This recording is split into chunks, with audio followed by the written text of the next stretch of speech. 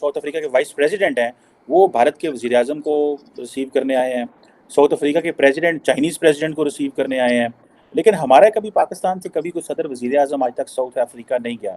आ रहे हैं तो कहते हैं where are you from, you Pakistan go to, तो इंडिया को welcome, Bangladesh welcome, Sri Lanka welcome, हम उनसे भी गए गुजरे हुए हैं। चाइना को पता है कि मांगने वाले को बैठक में नहीं बैठाते, मांगने वाले को चाय नहीं पूछते, उसको पानी नहीं पूछते, उसका लेन देन करके दरवाजे से बाहर फेंक देते हैं। हम उसके खिलाफ आवाज उठाते हैं, लेकिन हमारी आवाज को दबाने की कोशिश की जाती है। दुनिया हमारा बाइकआउट कर रही है, कोई भी हमें एक्सेप्ट क्यों नहीं कर रहा? हर कोई हमारा बाइकआउट क्यों कर रहा है? अगर भारत चाहता तो हम वहां पे बैठते, लेकिन हम नहीं बैठे हैं। ये बातें चल रही हैं पाकिस्तानी टीवी पे दोस्तों। आप सोचेंगे कितने मूड बुद्धि हैं, कितने बैल बुद्धि हैं। ये सोच रहे हैं कि किसी ने साजिश करी। कभी पाकिस्तानी ये नहीं सोचते कि आप इतने खुद नालायक हैं कि आपसे कोई बात नहीं करना चाहता। मसला ये है कि हम मुसलमान किसी जगह से नहीं डरते। जो दो लोग डरते हैं वो इसलिए डरते हैं कि यार खाम खा मुझे महकमा खींचेगा, खाम खा मुझे लोग जलील ख्वार करेंगे। क्योंकि यही वो हरकत है, यही वो रवैया है जो हमारे लिबरल्स पिछले 70-75 साल से करते चले आए हैं, और उसका रिजल्ट देखें। को डेवलप नहीं कर रहे, कश्मीर को दबाने की कोशिश है, ठीक है, और ये हमेशा से ऐसे ही होता आ रहा है। ये हमारे हुक्मरान की नाअहली है। आज तक कश्मीर की बात कर करके फुटपाथ पे आ गए हम। बिल्कुल ऐसे ही है।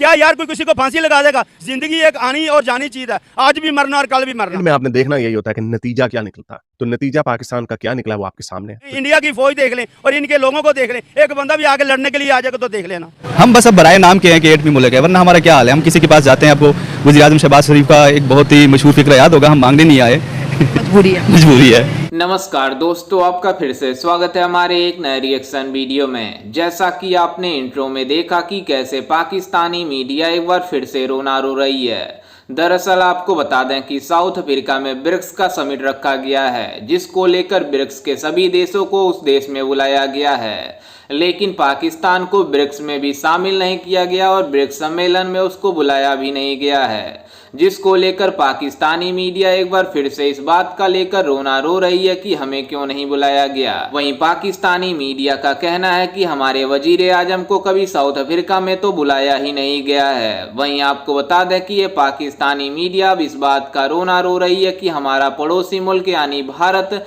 और अफगानिस्तान और बांग्लादेश जैसे देश ब्रिक्स सम्मेलन में जा रहे हैं, लेकिन हम पाकिस्तान वाले ब्रिक्स सम्मेलन में क्यों नहीं जा रहे हैं? क्योंकि ये पाकिस्तान ऐसा मुल्क है कि पाकिस्तान केवल कटोरा लेकर दूसरे देशों में मांगने जाता है, इसलिए कोई भी देश पाकिस्तान को बुलाता ही नहीं है। अफ्रीका के अंदर एक मीटिंग हो रही है जिसके अंदर 60-70 कंट्रीज हैं।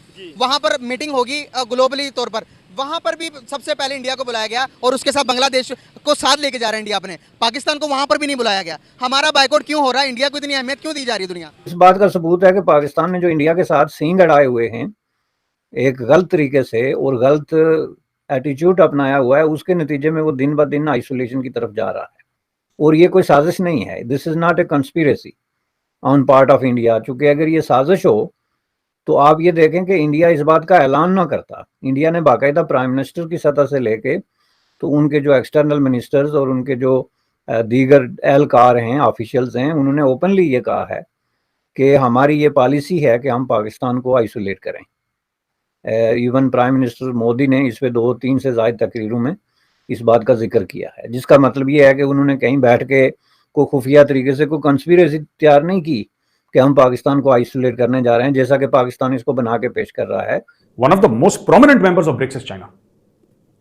जो प्रोमिनेंट मेंबर है ब्रिक्स का वो कौन है? चाइना है।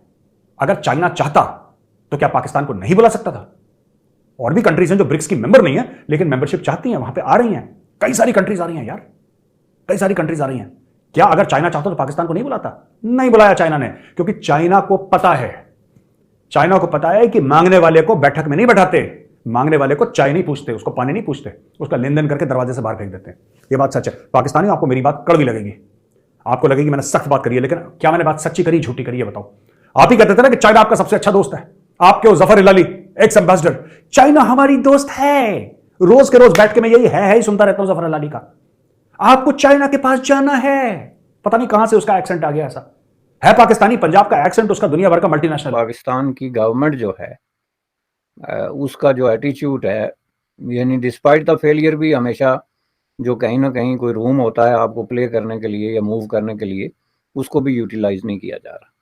जो पहली चीज़ है कि जो डिप्लोमेटिक फेलियर और आइसोलेशन, उसका नतीजा ज़ाहिर है ये है कि गुज़श्ता 2-3 सालों से आप देख रहे हैं कि पाकिस्तान तकरीबन हर कंसिडरेबल फोरम जो है उससे बाहर होता है, और उससे ना सिर्फ ये बाहर होता है बल्कि उसको पाकिस्तान की जो उस वक्त की रूलिंग एलीट होती है वो अपना कोई कारनामा बना के पेश करते हैं कि हम जो है इसमें नहीं गए, उसमें नहीं गए या उसमें नहीं जाते हैं। उसकी वजह यह है कि हमें इसकी ज़रूरत नहीं है, या जो भी वो अपनी अपनी एक्सप्लेनेशन जो है पाकिस्तान के अवाम को देते हैं। सर बांग्लादेश को और इंडिया को इसलिए हम ये दे रहे हैं कि वो जो है ना, इंडिया वाले हर काम करना जानते हैं, बांग्लादेश वाले लेडीज़ एंड जेंट्स हर काम करना जानते हैं, पाकिस्तानी वो इतना नहीं झुकते और ना इतना काम करते हैं। और हमारे जो वज़ीर आज़म साहब हैं, जो हमारे जो बेकारी हैं, वो सिर्फ पैसे निकालते हैं और अपनी जेबें भरते हैं, ना अवाम का सोचते हैं ना मुल्क का सोचते हैं। अगर वो अपनी इज्जत के और अना की खातर चलेंगे तो वो ये लोग हमारे पास आएंगे, ना हम इनके पास जाएंगे और ना इनके हम तलवे चाटेंगे। जहाँ जाएंगे आपको इंडिया का सामना करना पड़ेगा। आप दोनों का ताल्लुक जो है वो ग्लोबल साउथ से है, आप उससे कितना इनकार करें और आप कहें नहीं जी हमारा ताल्लुक ग्लोबल साउथ से नहीं। पहले आपने 70 साल इस बात पे सर्फ कर दिया कि हमारा ताल्लुक जो है वो जनूबी एशिया से नहीं बल्कि मशरक़ वुस्ता या सेंट्रल एशिया से है।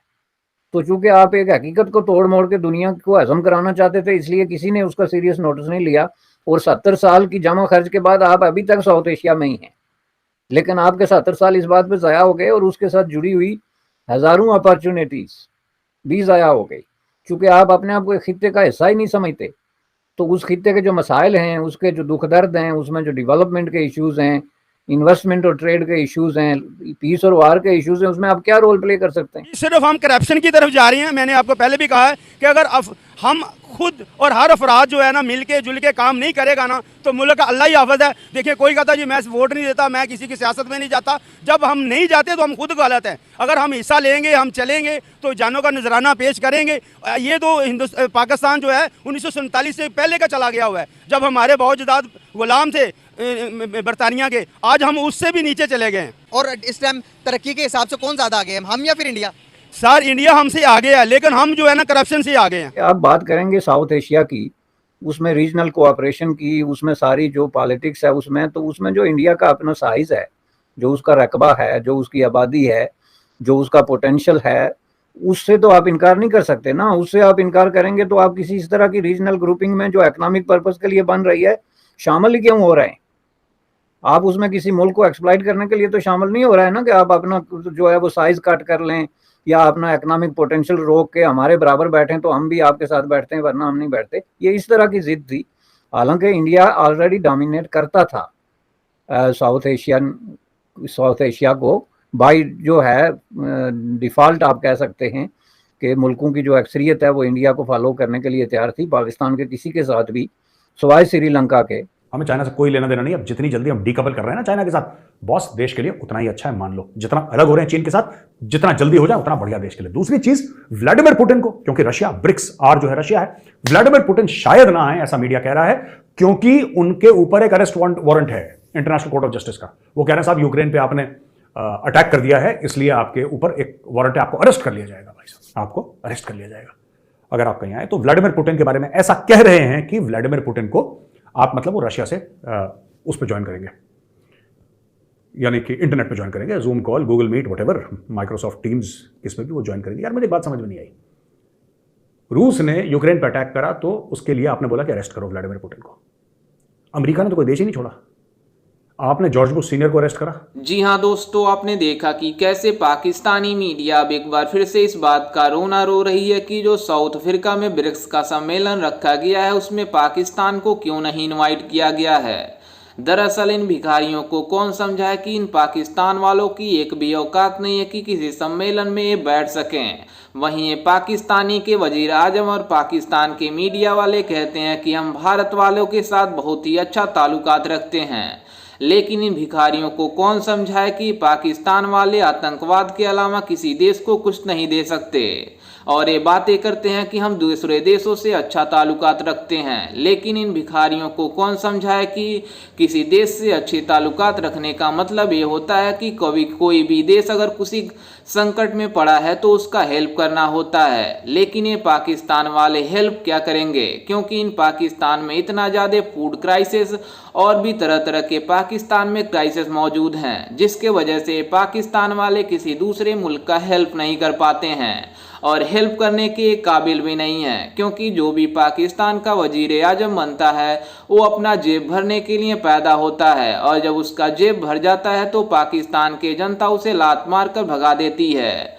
और आपको बता दें कि अभी पाकिस्तान को जो एक्स प्राइम मिनिस्टर यानी इमरान खान था वो जेल में बैठा हुआ है, और ये बातें करते हैं कि हमारे प्रधानमंत्री को ब्रिक्स के सम्मेलन में क्यों नहीं बुलाया गया है। दरअसल आपको बता दें कि ये पाकिस्तानी मीडिया इस बात का भी रोना रो रही है कि हमारे वजीर आजम को कभी साउथ अफ्रीका में इनवाइट भी नहीं किया गया है। यहीं आपको ये भी बता दें कि चाइना भी चाहता है कि ब्रिक्स के सम्मेलन में पाकिस्तान ना आए, क्योंकि पाकिस्तान कटोरा लेकर ही आता है। दूसरे देशों में जब भी पाकिस्तान कभी जाता है तो मांगने के अलावा कुछ नहीं करता है। इसलिए चाइना भी भली बात जान गया है कि इन पाकिस्तानियों की एक भी औकात नहीं है कि ये दूसरे देशों के साथ संबंध स्थापित करें।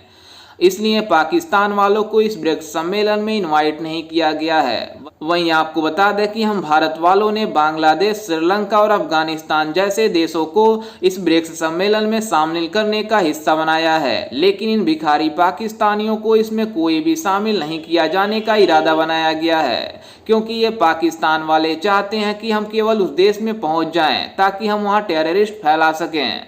लेकिन इन पाकिस्तानियों को यही हरकत की वजह से कोई भी देश नहीं चाहता कि ब्रिक्स के सम्मेलन में इन आतंकवादियों को बुलावा आए। इसलिए सभी देश को इनको बाइकआउट करने का सोच रहे हैं। खैर, इस पर आपकी क्या राय है?